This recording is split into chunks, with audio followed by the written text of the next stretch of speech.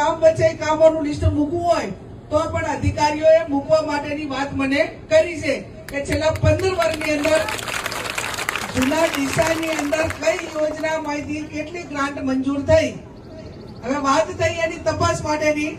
તો તપાસ જ્યારે આપણી પાસે લિસ્ટ આવે કે ભાઈ ગ્રામ વિકાસ એજન્સીમાંથી આટલી ગ્રાન્ટ ફાળવણી, નાણાં પંચને આટલી ગ્રાન્ટ ફાળવી, પાણી પુરવઠા વિભાગને આટલી ગ્રાન્ટ ફાળવી, એટલે જેટલી સરકારની યોજનાઓ છે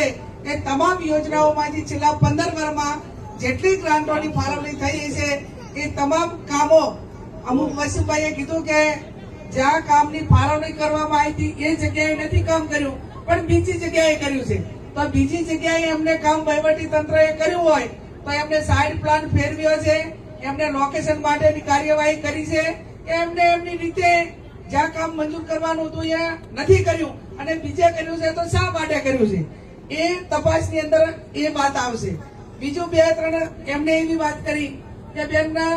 નાણાં પંચ કે અન્ય યોજનામાંથી સીસી રોડની મંજૂરી મળે નહીં, વહીવટી પ્રોસેસ થયેલી પણ એ જગ્યા ઉપર એ રોડ થયેલો જ નથી। તો જ્યારે આપણી પાસે લિસ્ટ આવે કે ભાઈ આ જગ્યા ઉપર 3 કે 4 કે 5 લાખ રૂપિયાનો રોડ મંજૂર થયેલો હતો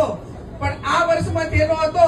અને આ જગ્યાએ બિલકુલ થયો જ નથી, તો એ જે જગ્યાનું લોકેશન બતાવેલું છે કે ભાઈ આ શેરીથી કરીને આ શેરી કાંઈક લોકેશનનું નામ તો લખ્યું જ છે અને એ નહીં કર્યો હોય તો એ કેટલા